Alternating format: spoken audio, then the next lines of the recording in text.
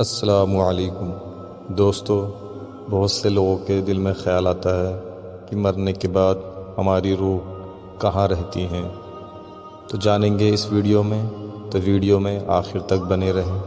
اس دنیا میں بہت سے ایسے لوگ موجود ہیں جنہیں یہ لگتا ہے کہ انسان کے مرنے کے بعد جب اسے قبر میں دفن کر دیا جاتا ہے تو اس کا جسم گل سڑ کے مٹی میں مل جاتا ہے اور اس کے اندر کوئی چیز باقی نہیں رہتی ہے۔ میرے اسلامی بھائیوں، میں آپ کو بتاتا چلوں کہ مرنے کے بعد بھی ایک زندگی شروع ہوتی ہے۔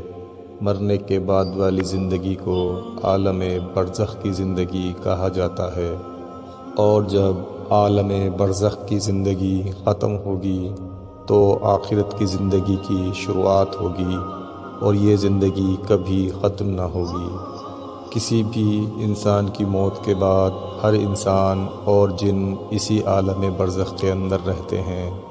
جو لوگ نیک اور اللہ کے فرمانبردار ہوتے ہیں ان کے لیے یہ عالم برزخ بالکل ایک جنت کی طرح ہے۔ وہیں وہ لوگ جو اللہ کی نافرمانی کرتے ہیں ان کے لیے یہ عالم برزخ ایک جہنم کی طرح بتایا گیا ہے۔ ناظرین، اسلام کے مطابق بتایا گیا ہے کہ جب ہماری روح کو قبض کر لیا جاتا ہے تو اس کے بعد ہمارے جسم کو قبر میں اتارے جانے کے بعد ایک بار پھر سے روح ہمارے جسم میں ڈالی جاتی ہے، اور اس کے بعد منکر نکیر ہماری قبر میں آتے ہیں اور ہم سے سوال جواب کرتے ہیں۔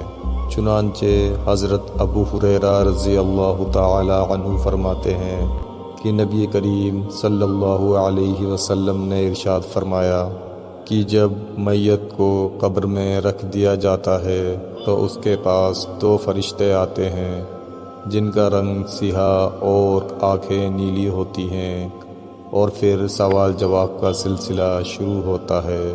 اور اگر کسی انسان کے اعمال اچھے ہوتے ہیں تو ان کے مرنے کے بعد کی زندگی بہت اچھی ہوتی ہے، ان پر اللہ کی رحمتیں نازل ہوتی ہیں۔ یہ عالم برزخ بالکل ایک باغ کی طرح ہے جہاں یہ سبھی نیک روحیں ایک دوسرے کے ساتھ مل کر جل کر رہتی ہیں۔ اس کے علاوہ یہ نیک روحیں ایک دوسرے کو پہچانتی بھی ہیں۔ جن سے وہ دنیا میں ملے تھے یہ روحیں انہیں دیکھ کر بہت خوش ہوتی ہیں اور ایک دوسرے سے بات بھی کرتی ہیں، اور دنیا میں گزری ہوئی اپنی زندگی کو یاد بھی کرتی ہیں۔ جو نئی روحیں یہاں آتی ہیں وہ پرانی روحوں کو بتاتی ہیں کہ آپ کا یہ رشتہ دار فوت ہو چکا ہے۔ انبیاء اکرام، صحابہ اکرام اور صالحین کی روحیں بھی عالم برزخ میں ہی ہوتی ہیں۔ یہ سبھی روحیں یہاں ایک ساتھ رہتی ہیں۔ روایت میں بتایا گیا ہے یہ نیک روحیں ایک دن اپنے قریبی رشتہ داروں سے ملاقات بھی کریں گی اور بات چیت بھی کریں گی۔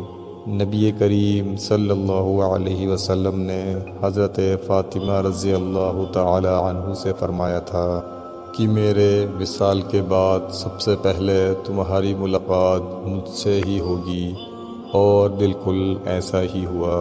ناظرین، جس طرح ہمیں نیند اور خواب آتے ہیں یہ بھی ایک عالم برزخ کا ایک نمونہ ہے۔ کبھی کبھی تو ہم ایسا خواب دیکھتے ہیں جس خواب کو دیکھتے وقت ہمارا بدن بھی اسی کے مطابق کام کرنا شروع کر دیتا ہے، جس کو ہم بالکل صاف صاف محسوس کر سکتے ہیں۔ کئی بار تو خواب دیکھتے وقت انسان خواب میں ہی کھڑا ہو جاتا ہے اور چلنے لگتا ہے اور باتیں بھی کرتا ہے، لیکن اصل میں وہ خواب دیکھ رہا ہوتا ہے، ویسا کچھ نہیں ہوتا۔ یہ سب کچھ وہ نیند میں کر رہا ہوتا ہے۔ دوستو، اس وقت انسان کا بدن خواب کی دنیا سے جڑا ہوتا ہے، اس لیے یہ انسان اپنے بدن پر قابو نہ کر کے خواب کے مطابق ہر چیز کرنے لگتا ہے اور ہر بات کو محسوس بھی کرتا ہے، اور ایسا ہی کچھ مرنے کے بعد بھی ہوتا ہے۔ عالم برزخ میں جانے کے بعد جب کسی روح کو جزا یا سزا ملتی ہے تو اس کا اثر قبر میں موجود جسم پر بھی دیکھنے کو ملتا ہے۔ دوستو، اس حوالے سے ایک روایت یہ بھی ہے، ایک بار حضور صلی اللہ علیہ وسلم بنو نجار کے باغ میں اپنے کھچر پر سواری کر رہے تھے کہ تبھی اچانک سے حضور صلی اللہ علیہ وسلم کا خچر بہت زیادہ پریشان ہو گیا اور آپ خچر سے نیچے آ گئے۔ تبھی آپ نے دیکھا کہ یہاں کچھ قبر موجود ہیں۔ آپ نے پوچھا کہ یہاں کوئی جانتا ہے کہ یہ قبر کس کی ہیں؟ ایک شخص نے کہا کہ مجھے پتہ ہے۔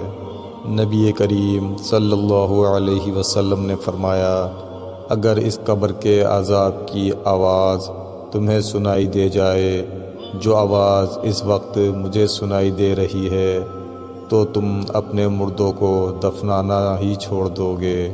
ناظرین، ایک روایت میں یہ بھی ہے، نبی کریم صلی اللہ علیہ وسلم نے فرمایا کہ بلا شبہ تمہارے عمل تمہارے رشتہ داروں اور خاندان والوں پر پیش کیے جاتے ہیں جو آخرت میں پہنچ چکے ہیں۔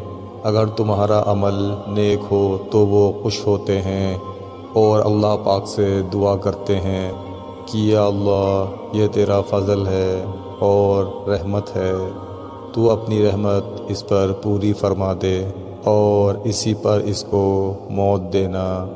اور اگر برا عمل ان کے سامنے پیش ہوتا ہے تو کہتے ہیں، اے اللہ، اس کے دل میں ایسی نیکی ڈال دے جس سے تو راضی ہو جا۔